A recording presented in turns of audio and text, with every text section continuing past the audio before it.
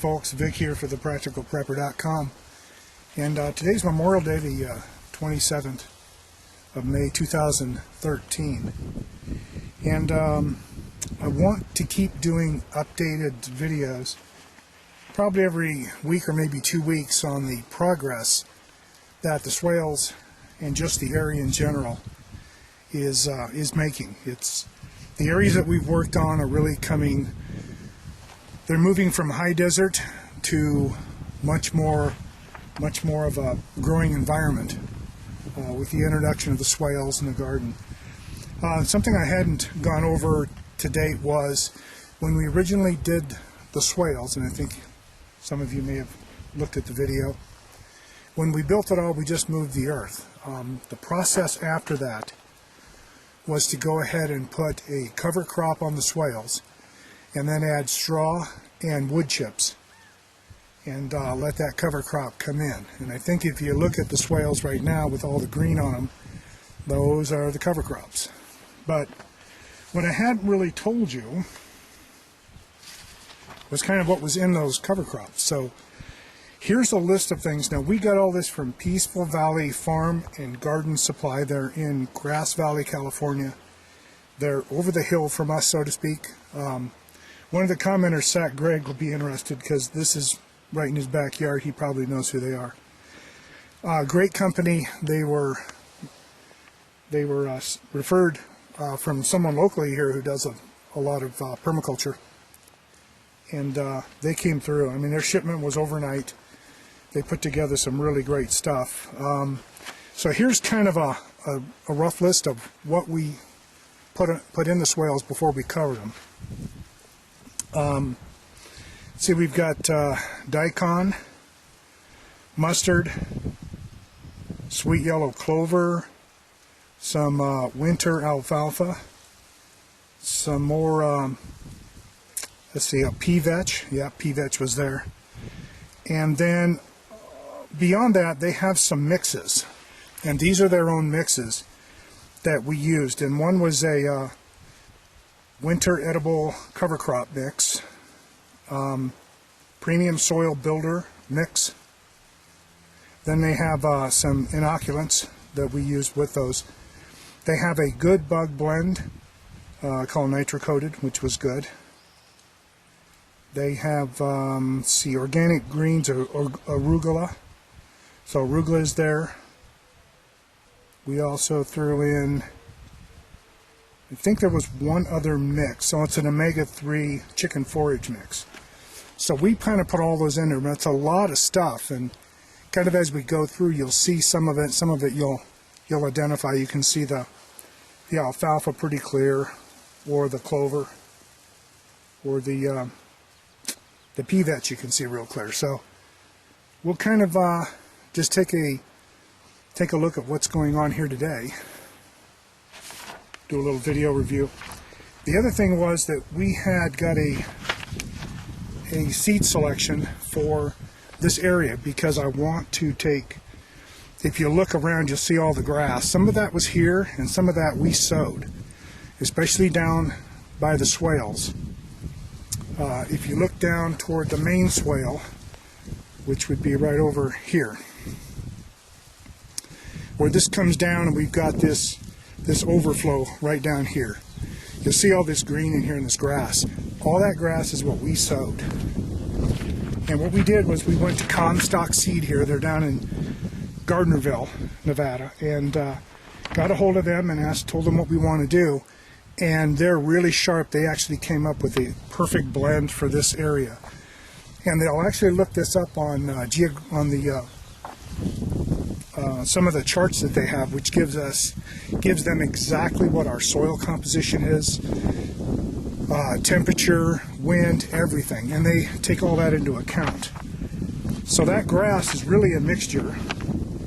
It's got wild rye basin, magnar, bluegrass sandberg, Indian rice grass, wheatgrass blue bunch, squirrel tail immigrant, Pestamon Palmer, Pestamon Rocky Mountain, and buckwheat sulfur.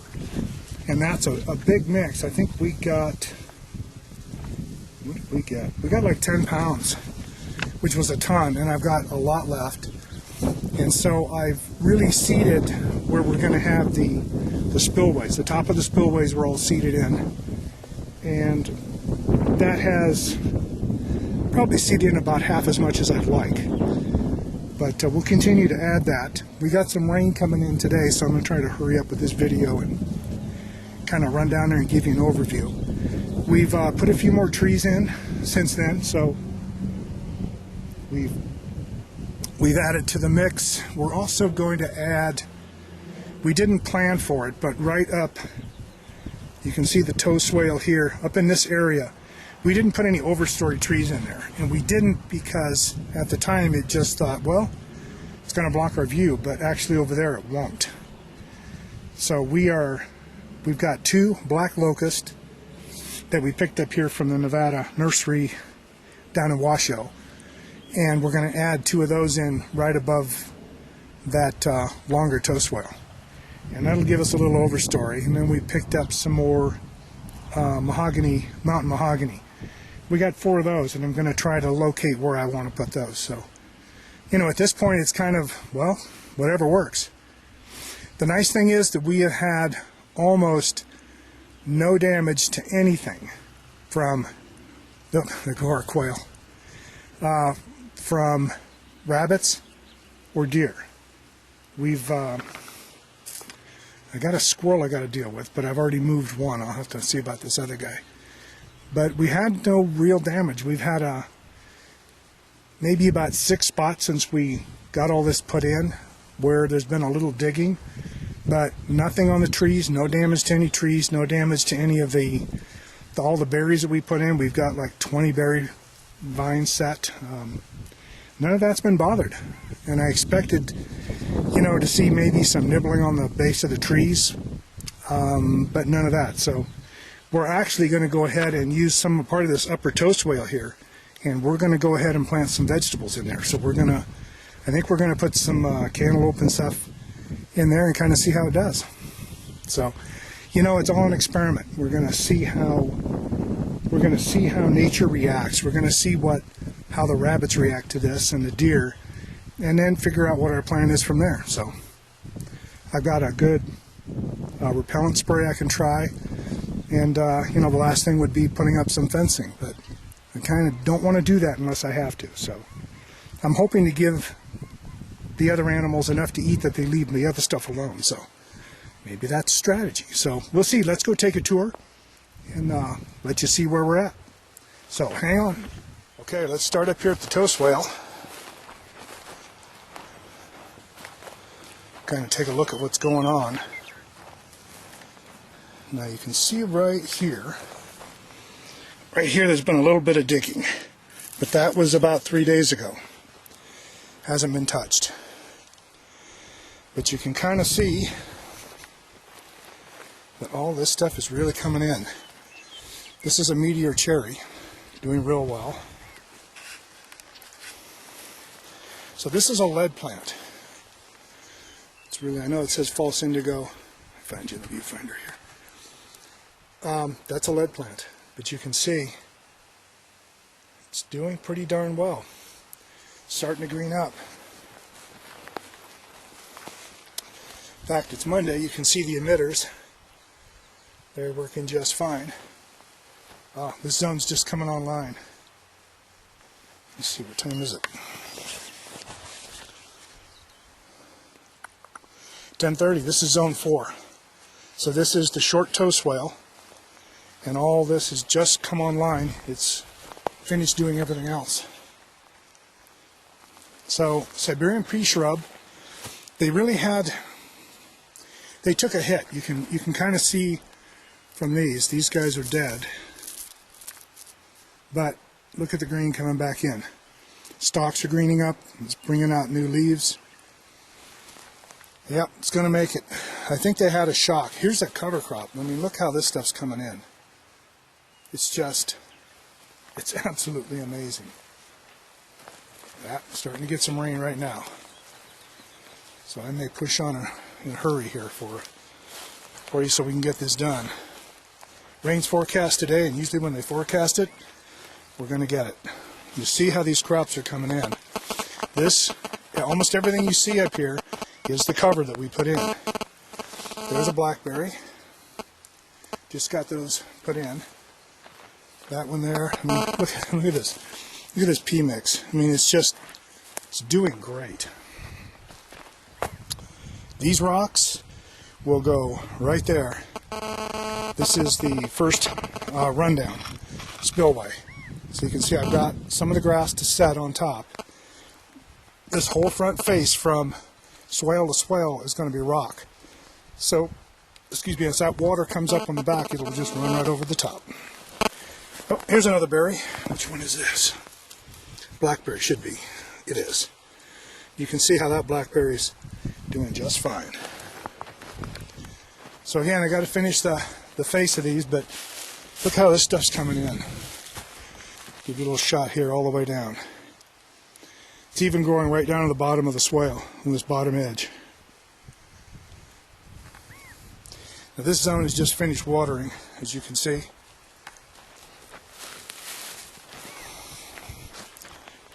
You know, irrigation out here is everything.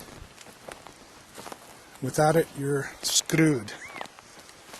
Oh, good. Italian plum. These were a little stick, and then you see right at the top, there it is. These are doing fine. You know, some of the trees we put in are doing okay. Some have a little shock. This is another lead plant right here. Yep. This one isn't looking really good, but it's got a little growth on this end, a little green at the base. So we're just going to watch that and see how it does. So let's move along. Feeling the raindrops picking up here. Golden currant. We just brought this one in. We wanted a golden currant. We found some desert peach. Awesome looking plants. Here's a false indigo. And if you look at that puppy, it's doing great. It's doing great. Now this is the end of the toe swale. And we had a little bit of digging right here in the end, but I don't see anything. So this is a Lombardo poplar. And you can see the top of the swale, that's all planted out. But you can just see how well this is doing. Now, these were the first swales to get seeded. So they benefited from rains right after that, before we could get this swale done.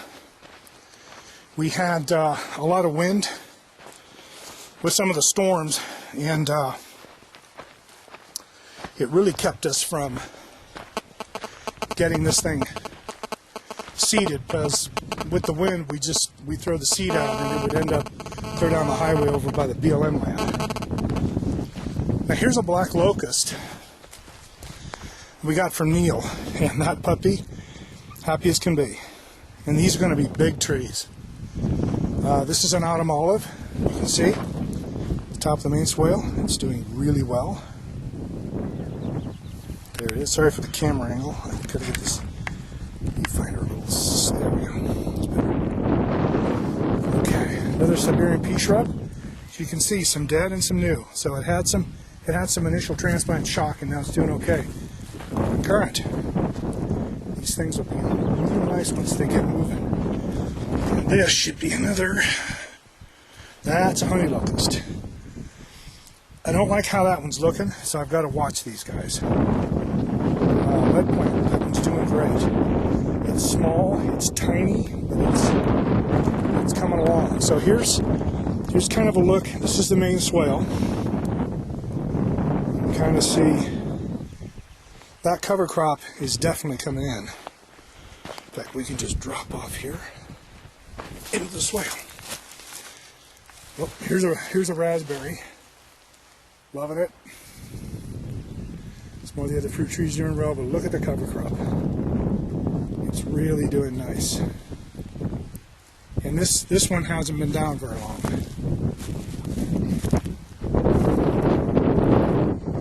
Continues to come in. The trees are looking good. The only ones there's a few autumn olive and honey locusts that I'm watching close. Okay, good. This is another toco plum. I was a little concerned, but they're starting to get green sprouts. I trimmed them back, and they're responding, so pretty happy with that.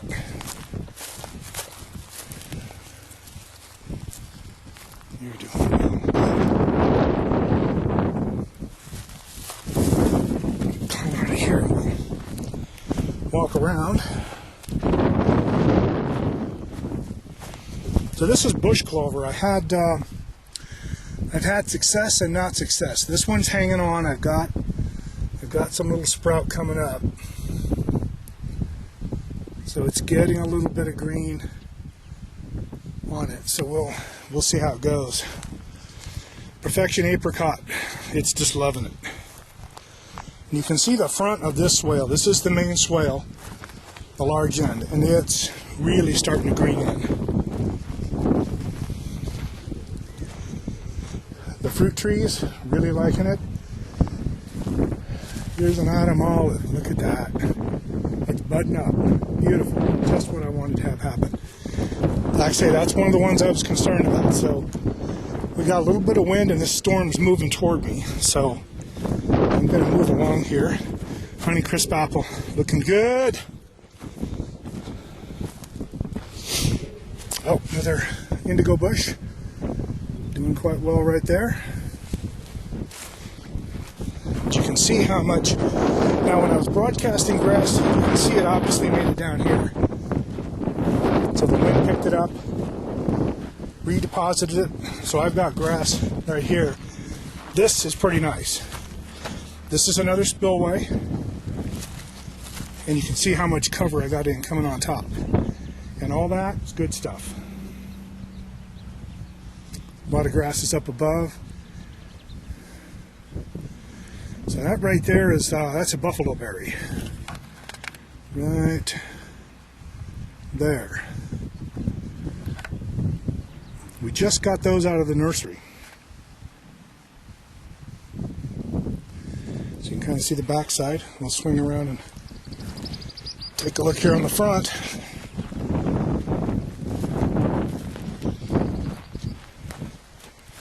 Indigo bush, that one's doing okay.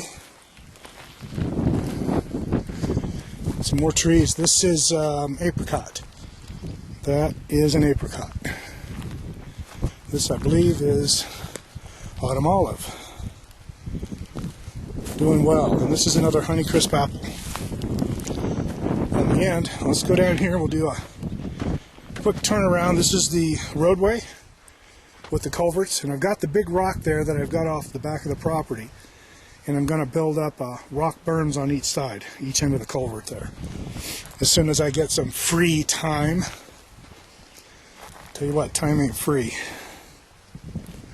So this one is greening up. Like I say, these two, the main swales were the later ones, so they're gonna take a little time to green up. So we did add that's a golden currant. We just added that one, and we just added this, which is a pygmy pea shrub. We got about 6 of those to throw in here, and those are doing pretty well. Here's the last spillway. Really didn't get enough good grass seed on this. I'm a little bit disappointed, but we'll keep working at it.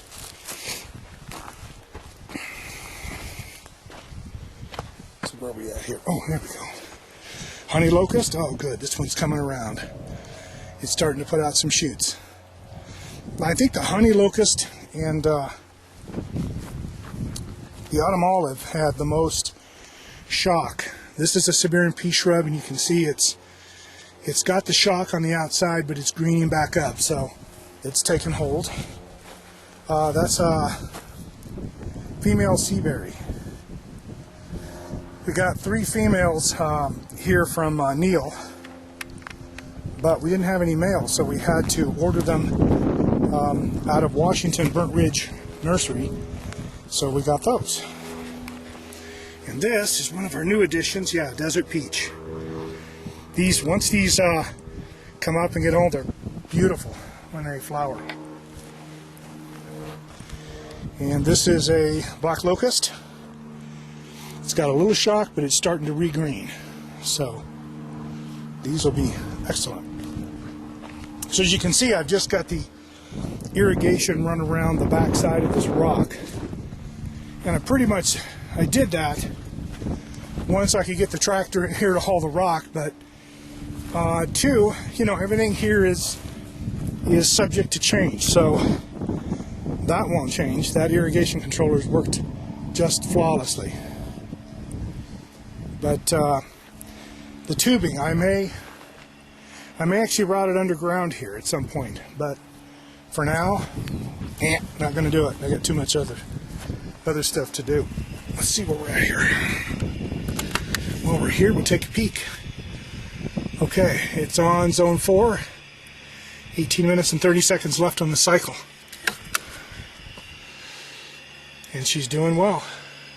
Zone 4 valve is the one that's open right now. So here's 4 mountain mahoganies. We'll put these in, and I've got 2 more black locust right here, which I need to get in the ground most Ricky tick. Some pretty good wind last night. And this, folks, is the crappiest wheelbarrow in the world. True temper is correct.